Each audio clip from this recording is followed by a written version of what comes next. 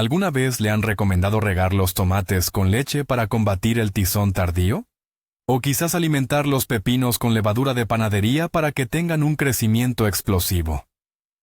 Estoy seguro de que sí. Estos remedios de la abuela se han transmitido de generación en generación y los consideramos una sabiduría ancestral. Pero, ¿y si le dijera que la mitad de estos consejos no solo son inútiles, sino directamente perjudiciales para su cosecha? Hoy vamos a hacer una verdadera auditoría en sus huertos.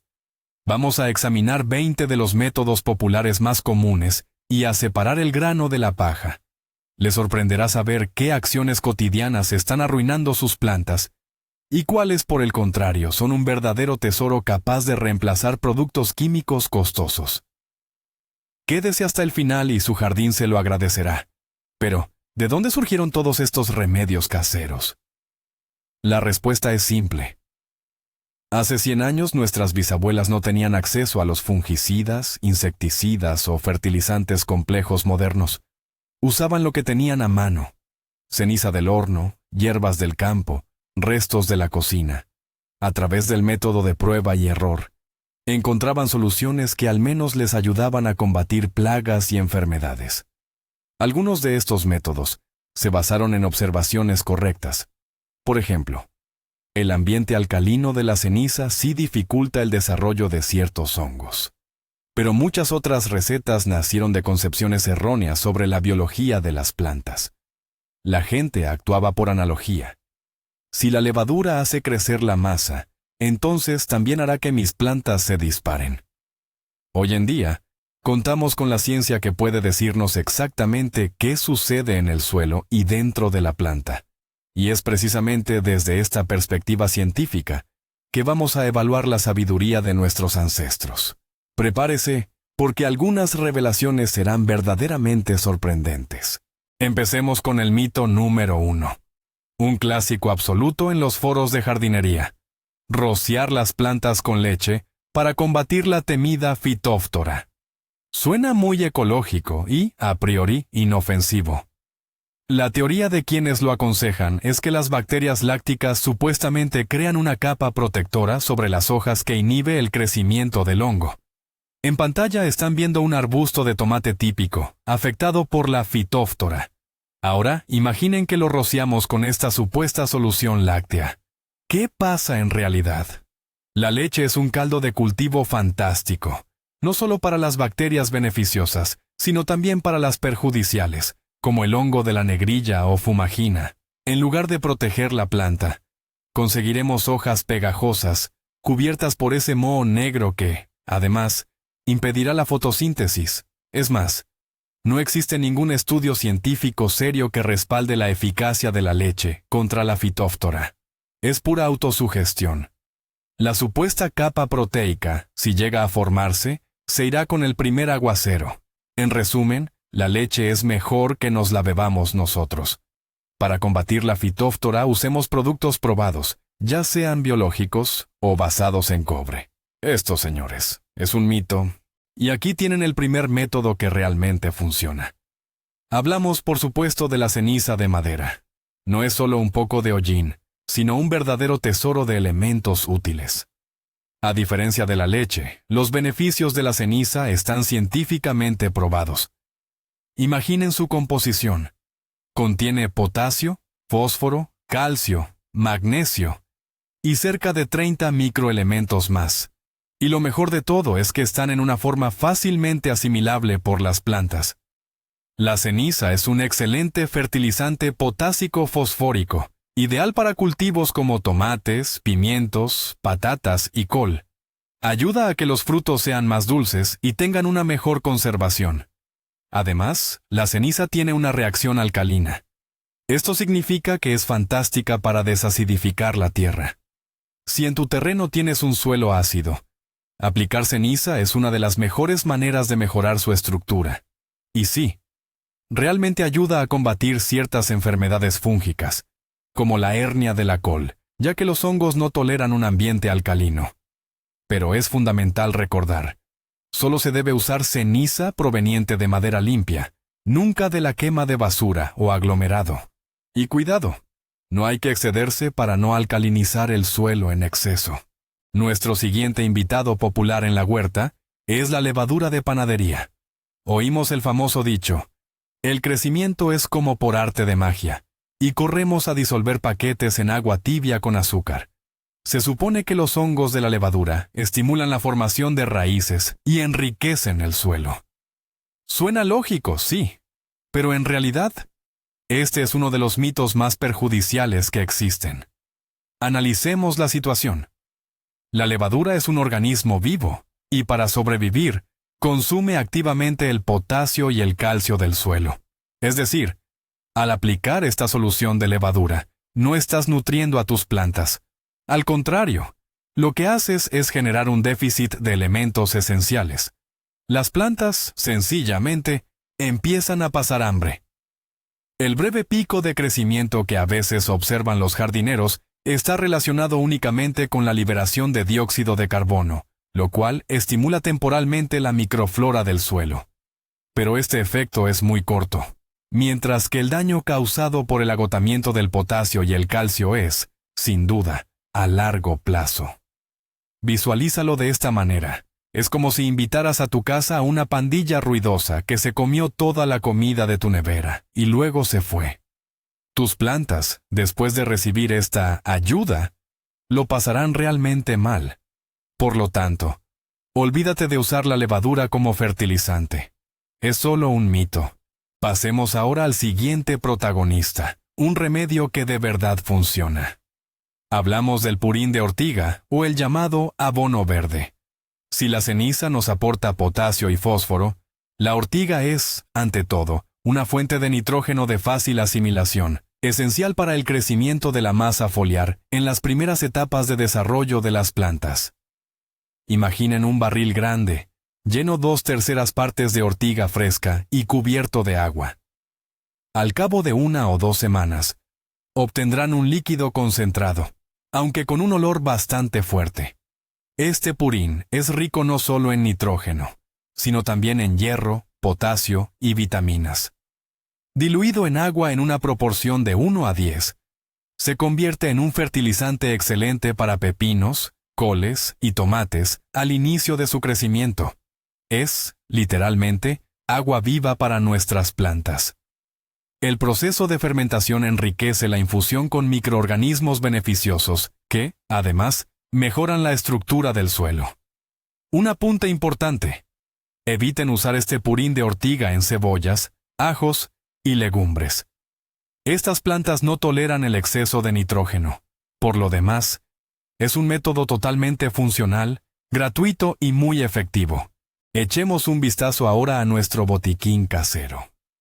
Hablamos del yodo y del verde brillante, conocido popularmente como selenca.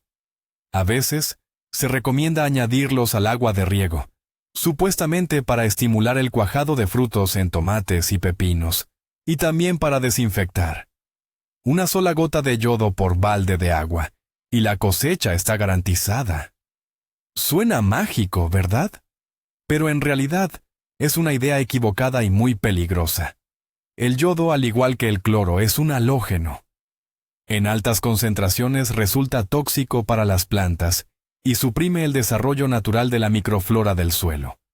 Las microdosis que las plantas necesitan las obtienen de la tierra sin problemas. Al añadir yodo artificialmente, te arriesgas a provocar una quemadura química en las raíces y a matar las bacterias beneficiosas. En cuanto al verde brillante o verde diamante, es un tinte de anilina con propiedades antisépticas. Sin embargo, su eficacia contra los hongos que afectan a las plantas es extremadamente cuestionable. En cambio, puedes dañar fácilmente tanto a la planta como al suelo. Imagina que intentas curar un dolor de cabeza rociándote con verde brillante.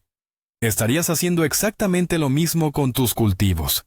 Deja el botiquín para uso personal y utiliza productos formulados específicamente para la huerta. Regresamos a los métodos probados que realmente funcionan. Y hoy hablamos de la infusión de cáscara de cebolla. Es un remedio que nuestras abuelas usaron durante siglos, y con razón. La cáscara de cebolla es un auténtico tesoro de nutrientes. Contiene rutina, que si bien fortalece los vasos sanguíneos, en nuestro caso, lo que hace es reforzar las paredes celulares de las plantas, haciéndolas más resistentes a las enfermedades. Y lo más importante es que la cáscara contiene fitoncidas, sustancias volátiles, que son letales para muchos microorganismos dañinos, y que además repelen a ciertos insectos. La infusión de cáscara de cebolla es un excelente preventivo contra las enfermedades fúngicas, y también sirve para combatir el pulgón y el ácaro rojo, o araña roja, en sus primeras etapas. Imaginen un ácaro rojo en la hoja de un pepino. Rociar con esta infusión le crea unas condiciones insoportables. Se prepara de forma muy sencilla. Se vierte un tarro de litro de cáscara en 2 litros de agua caliente. Se deja en infusión por 2 días, se cuela y se diluye en agua en una proporción de 1:2. Esto es a la vez un ligero fertilizante y una protección. Un método absolutamente eficaz y totalmente seguro. Otro producto estrella que a menudo sacamos del botiquín es el permanganato de potasio, o simplemente permanganato. Se usa para todo: desinfectar semillas, esterilizar el suelo, o combatir plagas y enfermedades. Pero aquí es donde la cosa se complica. Sí, el permanganato es un potente oxidante y un antiséptico. Es cierto que elimina patógenos, pero también destruye toda la microflora beneficiosa. Cuando usted vierte esa solución de color rosa intenso en el jardín, está esterilizando la tierra, convirtiéndola de hecho en un desierto muerto. En la pantalla pueden ver cómo hierve la vida bajo el microscopio en una sola gota de suelo sano. Ahora imaginen que toda esa vida desaparece. La recuperación del microbioma del suelo tardará muchísimo tiempo. Además, el manganeso en grandes cantidades es tóxico para las plantas y tiende a acidificar el suelo. El uso de permanganato solo se justifica en un caso: para la desinfección de semillas presiembra, utilizando una solución muy concentrada. Pero usarlo para regar la tierra es una barbaridad. Hay productos biológicos mucho más suaves y eficaces para la desinfección, así que este método lo catalogamos como potencialmente funcional, pero más perjudicial que beneficioso. Este método sí que funciona y solo trae beneficios. Me refiero a plantar tagetes, también conocidos como claveles de la India, alrededor del perímetro de los bancales y entre las hileras de cultivo. Estas flores, tan vistosas y resistentes, no son solo un adorno para la huerta, son auténticos saneadores del suelo. Su sistema radicular libera en la tierra unos compuestos específicos llamados tiofenos, que son tóxicos para muchísimas plagas subterráneas, en especial para los nematodos. Los nematodos son gusanos microscópicos que atacan y dañan las raíces de la patata, el tomate y las fresas, causando un daño enorme. Si usted ve raíces cubiertas de nudos, de bultos e hinchazones, esa es la obra de los nematodos. Pues bien, los tagetes purifican el suelo de esta plaga de manera extraordinariamente efectiva. Además, su fuerte aroma ahuyenta a muchas plagas voladoras, como la mosca de la cebolla y la mariposa de la col. Cuando llegue el otoño, no tire estas plantas. Puede picarlas finamente e incorporarlas directamente al suelo. Esto no solo lo enriquecerá con materia orgánica, sino que prolongará su efecto curativo durante la temporada baja. Es sencillo, es bonito y es muy, muy eficiente. Se lo recomiendo encarecidamente. La sal es la muerte blanca. Conocemos esta frase desde niños, pero por alguna razón nos olvidamos de ella cuando trabajamos en el jardín o la huerta. Uno de los consejos de la abuela más disparatados, y créanme, hay muchos, es esparcir sal sobre las malas hierbas, o incluso regar los cultivos con una solución salina, como se recomienda a veces para, supuestamente, endulzar la remolacha. Sí, la sal sin duda matará las malas hierbas, pero también matará todo lo demás. La sal provoca lo que se conoce como salinización del suelo. Las moléculas de sodio y cloro desplazan los elementos esenciales del complejo de intercambio del suelo, como el calcio y el magnesio. La estructura del suelo se desmorona. Se vuelve compacta, impenetrable al aire y al agua. En este tipo de suelo, las plantas no pueden absorber correctamente el agua ni los nutrientes, aunque estos estén presentes en abundancia. Este fenómeno se llama sequía fisiológica. Imaginen a una persona en el desierto, muriendo de sed junto a un barril lleno de agua salada. Eso mismo es lo que experimentan las plantas en suelo salinizado. Recuperar o regenerar esta tierra después de un daño, así será increíblemente difícil. Por lo tanto, bajo ninguna circunstancia, y repito, bajo ninguna circunstancia, utilicen sal en su huerto o jardín. Es un daño 100% garantizado. Pasemos ahora a hablar de cómo proteger nuestras plantas de los pulgones. En este punto, la sabiduría popular nos ofrece una solución probada y eficaz: el clásico jabón de lavar. ¿Por qué es tan efectivo? A diferencia de muchos otros trucos, que son solo mitos, este tiene una explicación física muy clara. El pulgón, al igual que muchos otros insectos pequeños, respira a través de unos orificios microscópicos en su cuerpo, conocidos como espiráculos. Cuando la solución jabonosa entra en contacto con el insecto, crea una película fina que sella y obstruye estos espiráculos. El resultado es que la plaga se asfixia. Imagínese un pulgón diminuto, completamente cubierto por esa capa jabonosa. Sencillamente, no tiene ninguna oportunidad de sobrevivir. Lo mejor es que este método es completamente seguro, tanto para las plantas como para las personas. Es crucial utilizar jabón neutro simple o jabón potásico, sin perfumes, ni colorantes, ni aditivos. Normalmente, se rayan entre 100 y 150 gramos de jabón y se disuelven completamente en 10 litros de agua tibia. Es fundamental rociar a fondo, asegurándose de cubrir la parte inferior de las hojas, que es precisamente donde se congregan y esconden las colonias de pulgones. Por supuesto, este método puede no ser suficiente contra infestaciones muy grandes, pero como preventivo y herramienta de control en las primeras etapas de la plaga, es absolutamente inmejorable. El siguiente mito tiene que ver con la lucha contra babosas y caracoles. Mucha gente cree que esparcir cáscara de huevo triturada alrededor de las plantas crea una barrera infranqueable para estos moluscos. La lógica es que los bordes afilados de la cáscara supuestamente hieren el delicado abdomen de la babosa. Miren la pantalla. Aquí están viendo una babosa arrastrándose sobre el filo de un cuchillo. Esto no es un montaje. El cuerpo de la babosa está cubierto por una gruesa capa de baba, o mucosidad, que la protege perfectamente de cualquier corte.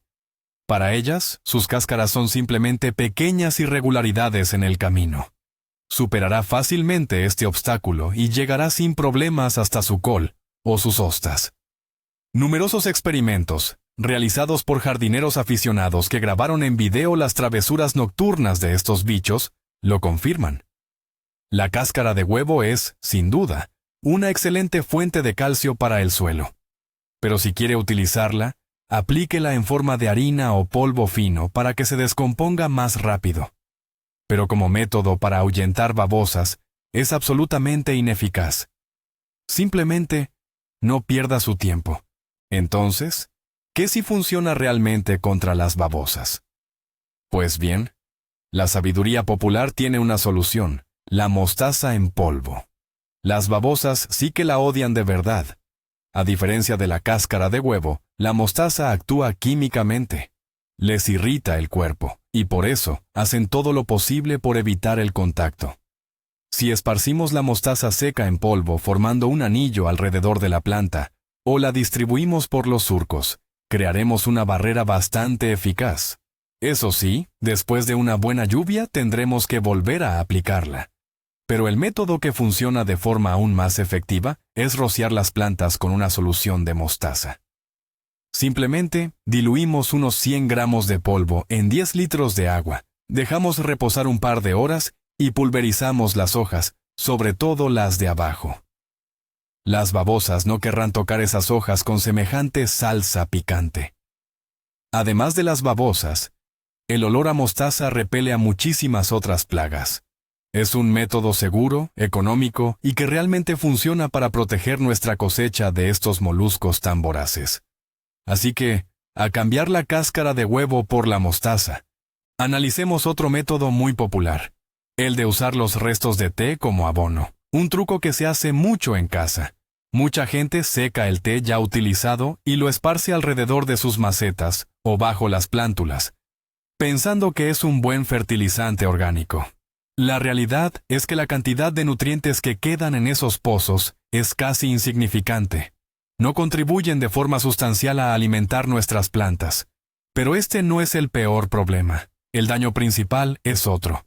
Los restos de té húmedo en la maceta o en la caja de siembra son el caldo de cultivo ideal para el desarrollo de moho y hongos.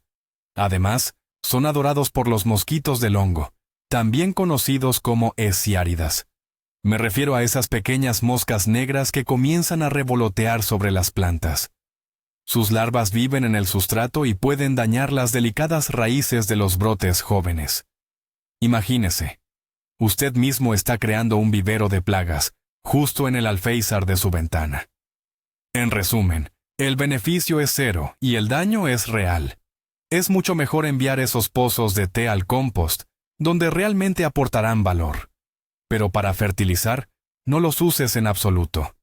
Es completamente un mito. Pasemos ahora al tema del acolchado, centrándonos en el uso del aserrín. Este método genera mucha controversia, pero si se aplica correctamente, funciona de maravilla. El acolchado consiste en cubrir la superficie del suelo para retener la humedad, controlar el crecimiento de las malezas y mejorar la estructura del terreno. El aserrín cumple esta función a la perfección. Una capa de aserrín de 5 a 7 centímetros de grosor evita la evaporación rápida del agua y protege las raíces del sobrecalentamiento. Pero hay un detalle crucial que debemos tener en cuenta. Para descomponer el aserrín fresco, las bacterias del suelo consumen una gran cantidad de nitrógeno, sustrayéndoselo a las plantas. Como resultado, éstas sufren una deficiencia de nitrógeno, se vuelven amarillentas y su crecimiento se estanca. Para evitar este problema es fundamental preparar el aserrín. Para ello, se puede compostar durante un año, o bien, antes de aplicarlo, regarlo con una solución de fertilizante nitrogenado, como la urea. También es válido usar aserrín viejo, que ya haya reposado y se haya oscurecido. Siguiendo esta sencilla regla, el aserrín resulta ser un material de acolchado excelente, económico y altamente funcional. Rociar las plantas con Coca-Cola para combatir los pulgones. Parece una broma de mal gusto, pero es un consejo que lleva circulando por Internet muchísimos años. Los defensores de este método aseguran que el ácido fosfórico que contiene la bebida corroe la cubierta exterior de los insectos. Analicemos esto desde la perspectiva del sentido común. La Coca-Cola es, antes que nada, una cantidad ingente de azúcar. Al rociar sus plantas con este jarabe pegajoso, lo único que conseguirán es crear el ambiente perfecto para el desarrollo del hongo de la negrilla. Sus hojas se cubrirán con un moho negro que taponará los estomas e impedirá la fotosíntesis. Además, el olor dulce atraerá a su jardín a las hormigas, que, como bien sabemos, son las pastoras de los pulgones. Las hormigas protegen a los pulgones de los depredadores y los trasladan a brotes nuevos. Es decir, que en lugar de combatir la plaga, en realidad estarán creando condiciones todavía más cómodas para ella y atrayendo a sus principales aliados. En cuanto al ácido fosfórico, su concentración en la bebida es demasiado baja para causar daño a los pulgones, pero sí lo suficiente como para quemar las hojas jóvenes. Este es un mito totalmente absurdo y perjudicial.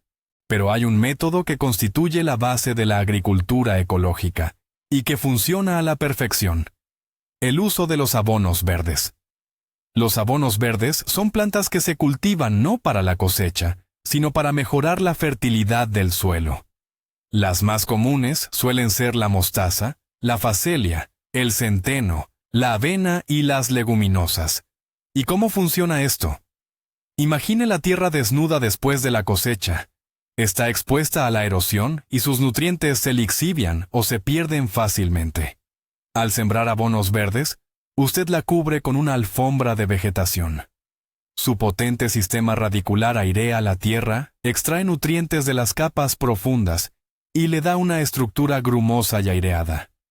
Cuando los abonos verdes crecen lo suficiente, se ciegan y se incorporan a la capa superior del suelo. Allí, la masa verde se descompone, enriqueciendo la tierra con materia orgánica y nitrógeno, como si fuera el mejor estiércol. Además, ciertos abonos verdes, como la mostaza, liberan sustancias que suprimen el crecimiento de las malas hierbas y repelen plagas, como el gusano de alambre. Es una herramienta poderosa para sanear y enriquecer el suelo, conocida desde la antigüedad y validada por la agronomía moderna. Hay otro consejo de jardinería bastante peculiar: colocar ladrillos rojos bajo las matas de calabacines o calabazas. La teoría es que el ladrillo se calienta al sol durante el día y por la noche libera ese calor, manteniendo la planta templada. Suena lógico, sí, pero analicemos esto con detenimiento. La capacidad calorífica de un solo ladrillo es insignificante. Se enfriará literalmente a la media hora de la puesta del sol. Es imposible que esto tenga una influencia sustancial en la temperatura alrededor de una mata grande de calabacín. Es como tratar de calentar una habitación entera con una sola vela. Sí, habrá un ligero calentamiento localizado del suelo justo debajo del ladrillo. Pero eso es una gota en el océano. Para conservar el calor, es muchísimo más eficaz usar acolchado de materiales oscuros, o cubrir la planta con malla térmica o agrofibra. Lo más probable es que este mito haya surgido de una simple observación. Las cucurbitáceas crecen mejor en tierra cálida y bien drenada. Pero en este escenario, el ladrillo solo cumple una función puramente decorativa. Esta práctica no tiene absolutamente ningún beneficio práctico. Es una fantasía inofensiva, sí, pero completamente inútil. Hablemos ahora del bicarbonato. Ya sea bicarbonato de sodio normal o carbonato de sodio, puede ser muy útil en tu huerto, siempre y cuando lo uses de manera inteligente. Y sí, es un método que funciona. Su aplicación principal es para combatir el oidio. Esta es una enfermedad fúngica que se manifiesta como una capa blanca sobre las hojas de plantas como pepinos, calabacines o rosales. El hongo que causa el oidio no tolera los ambientes alcalinos. Una solución de bicarbonato. Una cucharada de carbonato de sodio y un poco de jabón por cada 10 litros de agua. Crea una película alcalina en la superficie de la hoja, lo que impide que las esporas del hongo germinen. Este es un excelente remedio preventivo. Es crucial entender que el bicarbonato no cura las plantas que ya están gravemente afectadas. Su función es precisamente prevenir la propagación de la enfermedad. Debes empezar a rociar las plantas tan pronto como notes los primeros síntomas. También se puede usar una solución débil de bicarbonato para reducir la acidez del suelo, pero esto debe hacerse con mucho cuidado para no excederse. En resumen, el bicarbonato, utilizado en la concentración correcta y con un propósito específico, es un remedio casero eficaz y muy económico. Uno de los trucos más antiguos para combatir la plaga del gorgojo de la flor de la fresa es usar lo que conocemos como señuelos o trampas de engaño. El gorgojo es un pequeño escarabajo que deposita sus huevos dentro de los capullos de la fresa. Esto hace que el capullo se seque y se caiga, y el daño que provoca en la cosecha puede ser, sencillamente, devastador. Nuestros antepasados se dieron cuenta de algo crucial.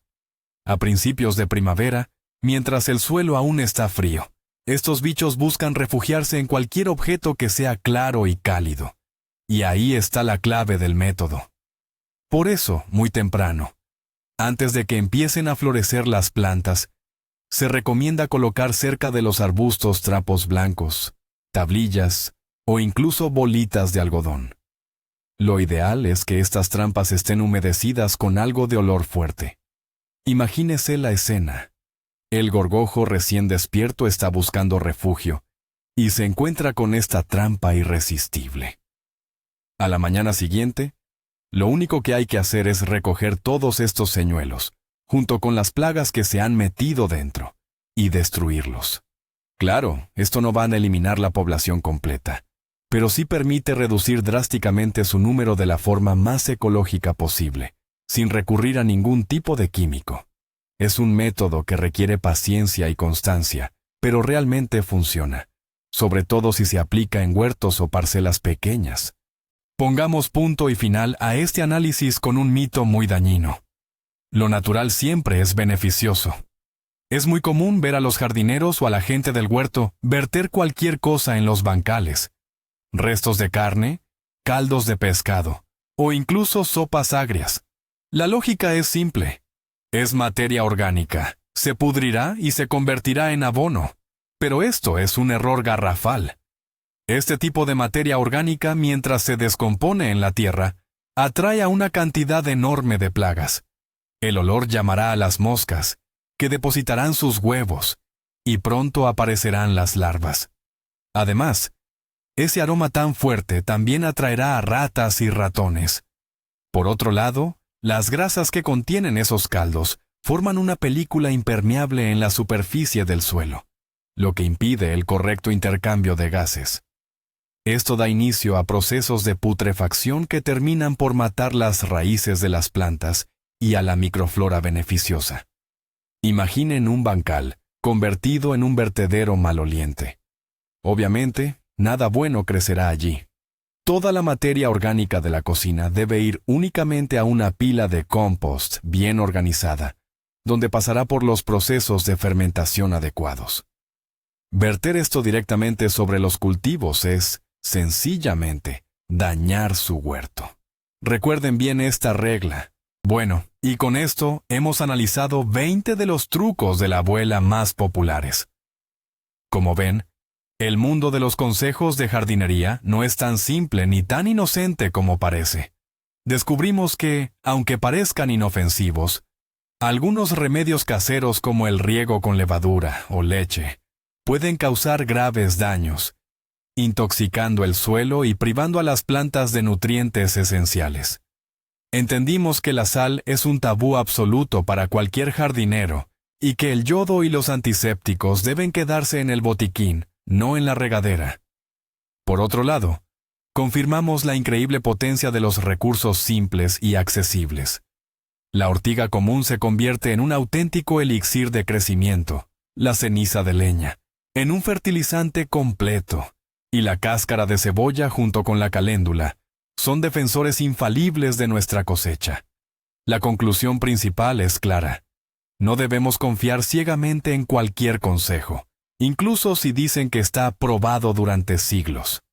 Lo crucial es comprender los procesos que hay detrás de cada acción. Piensen, analicen y verifiquen siempre la información. Solo así conseguirán un huerto verdaderamente sano y productivo. Gracias por ver el video hasta el final. Si les ha sido útil, no olviden darle me gusta y suscribirse a nuestro canal para no perderse futuros desmentidos y consejos realmente efectivos. Y ahora, la pregunta para ustedes. ¿Qué trucos de la abuela utilizan habitualmente? ¿Qué les ha funcionado y qué resultó ser una completa tontería? Compartan su experiencia en los comentarios y creemos juntos el mayor archivo de conocimientos de jardinería probados.